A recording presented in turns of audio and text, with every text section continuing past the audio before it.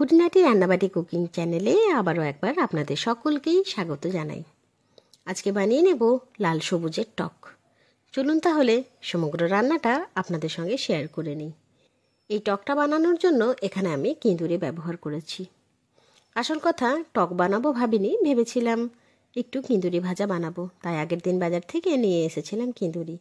কিন্তু রাতটা পেরোতে না পেরোতেই অনেক কিঁদুরি কিন্তু পেকে কিন্তু লাল হয়ে গেছে।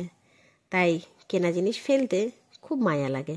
তাই ভাবলাম পাকা কিঁদুরের মধ্যে যে টক ফ্লেভারটা থাকে সেটাকেই কাজে লাগিয়ে আজকে বানিয়ে ফেলি টক কিঁদুরি। তাই ভেতরে লাল বাইরে সবুজ, এই রঙটা মাথায় রেখে নাম দিয়ে দিলাম সবুজ লালের টক।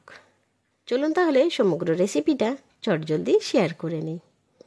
প্রথমেই কিঁদুরিগুলোকে ভালোভাবে কেটে ধুয়ে পরিষ্কার করে নিয়েছি।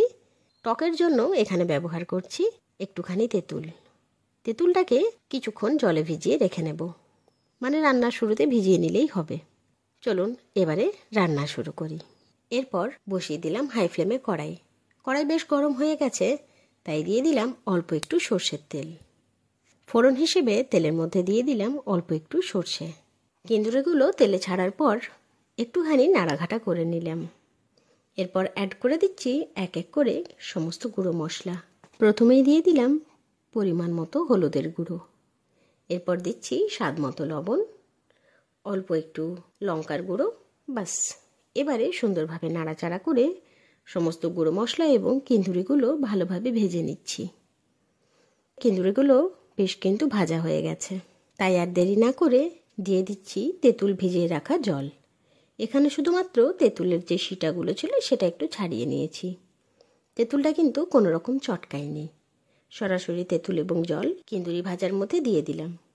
এবার একটু নাড়াঘাটা করে সুন্দরভাবে ফুটতে দেব, যাতে তেঁতুলের সমস্ত পাল্প বেরিয়ে যায় এবং টক কিঁদুরিটা আরও যেন একটু টক ফ্লেভার নিয়ে নেয়।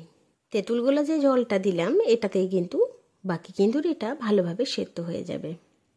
আরও কিছুক্ষণ ফুটুক, তারপর না হয় একটু মিষ্টি ব্যাপারটা দেব, তাই দিয়ে দিলাম কিছু পরিমাণ চিনি। এবার চিনিটা একটু নাড়াঘাটা করে ফুটতে দিলাম। এতে কিন্তু চিনিটা ভালোভাবে গলেও যাবে এবং স্বাদটা ঠিক ব্যালেন্সও হয়ে যাবে। অবশেষে দিয়ে দিচ্ছি 1 চামচের মতো কাসুন্দি। এবার নাড়াঘাটা করে গ্যাসের ফ্লেম অফ করে নিলেই আজকের মতো এই লাল সবুজ টক কিন্তু রেডি। লাল সবুজই বলুন বা সবুজ লাল বলুন, ব্যাপার তো কিন্তু একই। অতি অবশ্যই এইরকমভাবে একবার কিঁদুরির টক খেয়ে দেখবেন, খেলে কিন্তু আর ছাড়তে ইচ্ছে করবে না। বানানোর পর অবশ্যই জানাতে ভুলবেন না কেমন লাগলো। এইরকম সুন্দর সুন্দর রান্নার ভিডিওস দেখার জন্য আমার চ্যানেল খুঁটিনাটি রান্নাবাটিকে সাবস্ক্রাইব করতে ভুলবেন না। অবশ্যই লাইক, শেয়ার এবং কমেন্ট করে জানাবেন আমার দেওয়া সমস্ত